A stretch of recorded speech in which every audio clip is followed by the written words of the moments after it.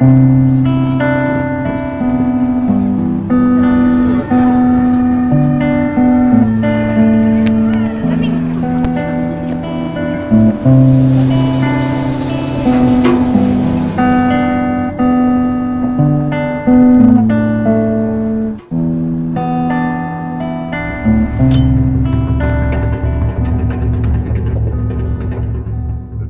we've got to have the strongest military in the world, and we occasionally have to twist the arms of countries that wouldn't do what we need them to do. Nosotros podemos fijar una fecha en que el petróleo comienza a ser una materia apetecible de las grandes potencias. Podemos fijar 1911, cuando Winston Churchill, primer lord del almirantazgo británico, ordenó que todos los buques de la Armada Imperial pasaran de carbón a diésel. Y Venezuela se incorporó a esa danza del petróleo con fines estratégicos, porque su petróleo fue explotado por compañías de los dos grandes imperios de la época, tanto el imperio moribundo como el naciente, Inglaterra y luego Estados Unidos.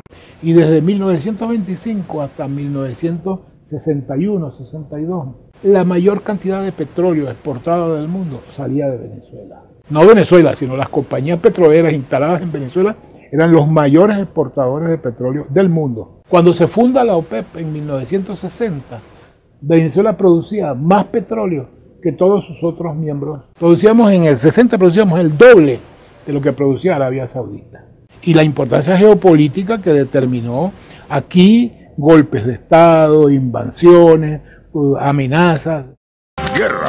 Inglaterra y Alemania atacaron a Venezuela al amanecer. La Guaira, 9 de diciembre de 1902. 15 vapores de guerra alemanes e ingleses invadieron aguas venezolanas y apresaron 6 barcos de guerra venezolanos. Las fuerzas inglesas y alemanas están desembarcando en La Guaira. Están ocupando Maiquetía y Macuto. El presidente Cipriano Castro llama a las armas. La planta insolente del extranjero ha profanado el sagrado suelo de la patria. Denuncia la proclama del presidente de la República, Cipriano Castro. Amanecer del 9 de diciembre de 1902, La Guaira. El motivo supuesto de esta agresión fue que Venezuela no había podido pagar la deuda externa, una deuda externa que venía pues desde cuando éramos colonia de España. Cuando Castro llega al poder viene con un proyecto de país que no existía, que no existió en todos los gobiernos, en todos los presidentes del siglo XIX venezolano.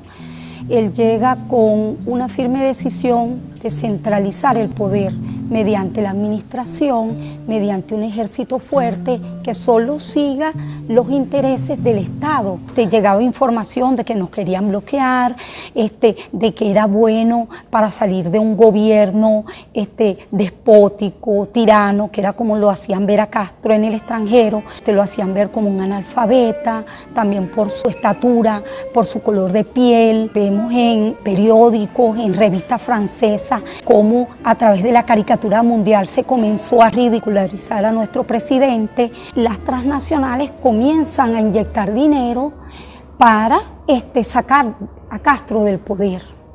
¿Qué pasa? Una vez que no pueden por esta vía, mediante levantamientos en el territorio nacional, vienen con una segunda fase que fue el bloqueo de las costas venezolanas. Estados Unidos habla con Alemania e Inglaterra y le dice que ellos van a permitir el bloqueo, un bloqueo pacífico, pero que no debe haber agresión y menos que ellos quieran apoderarse de territorio venezolano. A partir del 13 de diciembre, Alemania comienza a bombardear Puerto Cabello, después bombardea Maracaibo, y al momento de estos bombardeos, Estados Unidos interviene y obliga a Alemania a que se siente con él. Todo eso hizo que el gobierno fuera perdiendo credibilidad, hasta que, fíjense, en 1905, Castro toma el poder de la comunicación en Venezuela, no le renueva la concesión al cable francés. Eso hace pues que Francia esté más molesta y rompa relaciones con Venezuela. 1904.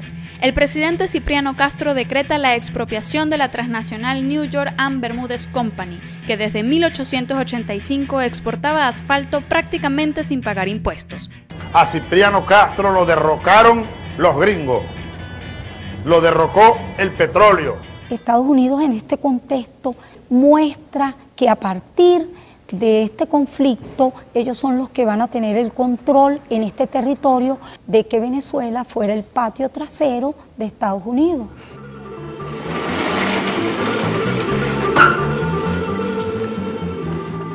Se alza contra el gobierno comandante desconocido y se rinde por ahora.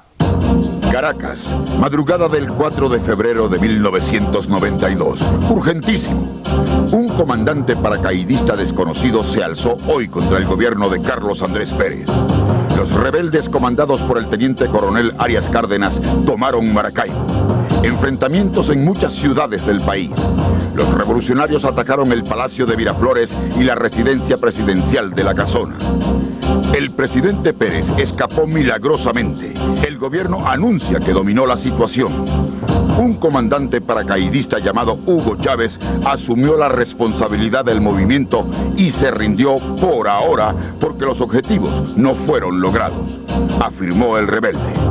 Esa fuerza inmensa que es y será el movimiento bolivariano, aliado en un gran frente nacional, donde se integren las diversas fuerzas sociales del país y del continente, por qué no decirlo así, vamos a tomar el poder y vamos a transformar este destino venezolano. Ese odio de cierta prensa venezolana no comenzó ni siquiera desde la asunción del poder del presidente Chávez, sino incluso desde su aparición el 4 de febrero de 1992. Desde ese mismo momento comenzaron a satanizar su figura y su proyecto que reivindicaba el bolivarianismo. Bueno, en principio utilizar la figura del militar latinoamericano, el milico, la bota militar, y trataron de construir una imagen que afortunadamente el pueblo venezolano no se creyó.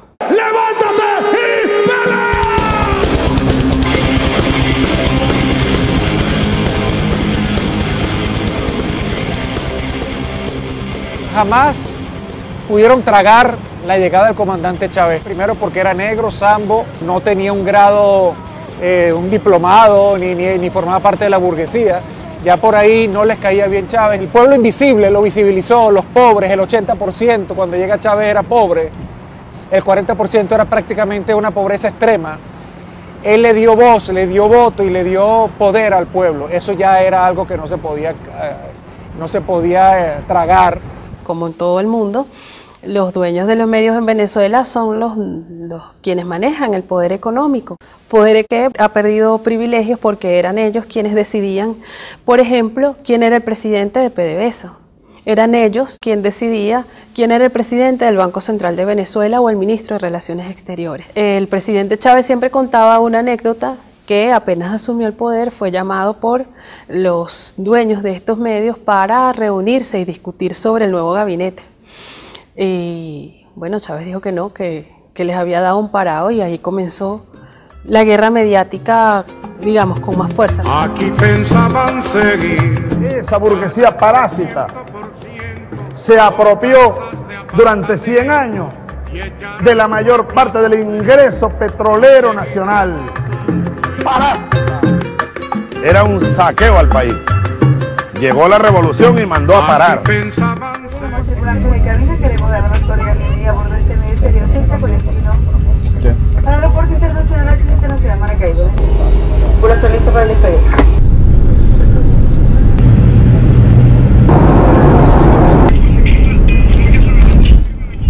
Muchas gracias. ¿Cuáles desafíos plantea esencialmente Chávez? Primero, el rescate de la idea de soberanía, es decir, la decisión del Estado y quien dirige la política exterior del Estado, que es el presidente Chávez por rango constitucional, definir una política que corresponde a los intereses de la nación. Segundo, y que no menos importante porque la coloca en segundo lugar, esa política de soberanía está construida sobre otro concepto muy importante, independencia. Y tercero, y no por eso tampoco menos importante, es que esa política de soberanía e independencia tiene un correlato específico, manejo y administración de recursos naturales. Ante el choque de esa doctrina con los intereses estratégicos de Estados Unidos, por supuesto, en términos del control de los recursos naturales, en términos de dependencia, se produce una escalada de acciones de los Estados Unidos destinado a desestabilizar a Chávez. Por eso que es interesante a veces en estas discusiones, cuando dicen, bueno, es que los Estados Unidos en los últimos años es que ha tenido una política agresiva hacia Venezuela. No, desde 1999-2000 es una política consecuente, que tiene que ver con una actitud muy grosera, muy prepotente, y bastante paranoica incluso por parte de los Estados Unidos hacia Venezuela. Obviously, Venezuela is important because they're the third largest supplier of petroleum. I would say that Mr. Chavez, and the State Department may say this, probably doesn't have the interest of the United States. Todos fueron derrocados. Cipriano Castro, después Isaías Medina, después Carlos Delgado, antes de él Rómulo Gallego, un gran escritor, y yo, derrocado. Y la causa fundamental, el petróleo.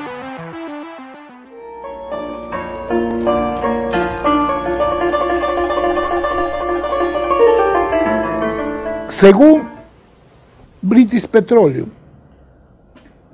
el BP Statistical Review, el mundo hay 1.700.000.000.000 de barriles.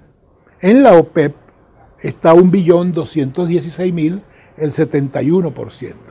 Y en Venezuela, con la certificación Ryder Scott PDVSA, estos 298.000 que te decía, equivalen al 17,55% de todas las reservas probadas del mundo.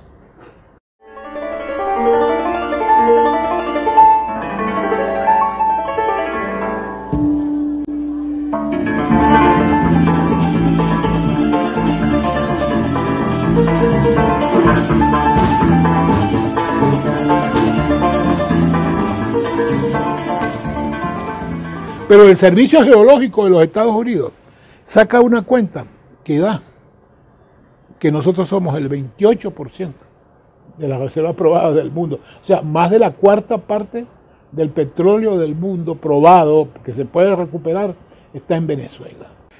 De eso, solo tenemos desarrollado un 4%. Aquí hay yacimientos muy, muy viejos que todavía producen 500.000 de barriles diarios. Yacimientos descubiertos en 1925, en el 56, en el 30, en el 13, en el 55, en el 55. Nosotros tenemos petróleo suficiente para producir en esos campos, sin contar la faja, unos 80 años produciendo 3 millones de barriles diarios. Nosotros tenemos yacimientos que están produciendo. Suata principal produce una cantidad gigantesca.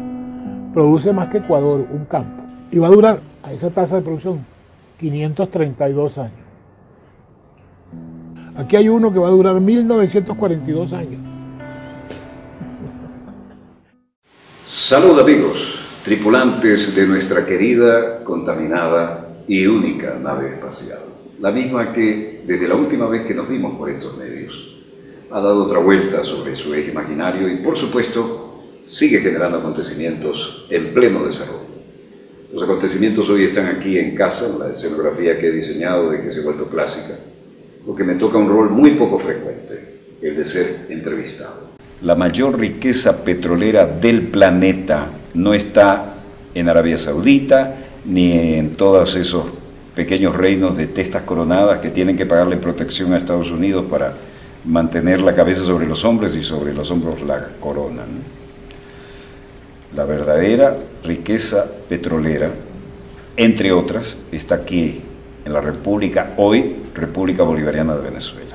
Este estrecho de Hormuz de 10-12 millas de ancho. Si uno hunde ahí un gran petrolero, se va al diablo el transporte de 42-45% del petróleo mundial. La ruta larga hacia el gran consumidor, Estados Unidos, es, como estamos viendo, por el mar de Arabia, bajar al sur de África, cruzar el legendario Cabo, subir por el Atlántico, seguir hacia el Caribe por este, y luego de 40-45 días entrarle a Texas. Pero en una situación crítica de riesgo estratégico. La mayor riqueza petrolera del planeta está aquí, pero no está a 45 días, está de 4 a 5 días. 10-1 es la proporción. Por lo tanto, que nosotros hayamos nacionalizado soberanamente nuestras riquezas petroleras ha generado una enorme reverberancia en el sismógrafo de Washington y del Pentágono. Además, los gringos pidieron, los yanquis, ¿no?, pidieron que aceptáramos bases de ellos en el territorio nacional. Hubiera ocurrido en la Cuarta República, pero con el comandante eterno Hugo Chávez Frías se les dijo no, absolutamente no. Y entonces los hermanos, entre comillas, de la patria grande colombianos, se bajaron los pantalones 7 veces al mejor estilo del traidor Santander, con 7 bases gringas. Ahora, ¿qué pasa? Aclaremos que Venezuela no solo tiene petróleo, ¿no? Tiene minerales raros, de los que no se habla, tiene biodiversidad, que es el presente futuro, y tiene algo que probablemente justifique las guerras del futuro: agua, enorme cantidad de agua. Y desde el día que Maduro toma la presidencia, esto no ha parado, esto ha sido un golpe continuado. De hecho, cuando él gana las elecciones, no las reconoce la oposición. A esta oposición totalmente apátrida, que funciona como un ejército de ocupación, comprando conciencias con dólares financiados por los Estados Unidos, ya sin careta, ya de frente, ya el apoyo de norteamericano es frontal. Y bueno, todo esto nos ha embullido en esta locura que tenemos ahora en Venezuela, nunca antes vista. Esto ha sido inyectado, esto ha sido creado por estas mentes sucias, porque ustedes, por favor, vean la diferencia. Ustedes ven la marcha chavista, las marchas rojas, son tambores, alegría, cantos, esperanza, patria, y ven las marchas de oposición, odios, gritos, insultos, destrucción, quema. Aquí han quemado clínicas materno-infantiles, aquí han asesinado personas, jóvenes, entre ellos mismos, con armas de fabricación casera. Aquí han quemado, nada más en la noche de ayer, por ejemplo, para decirles algo, quemaron 51 autobuses de primera que son para el pueblo, y se suma, ya pasan los 200.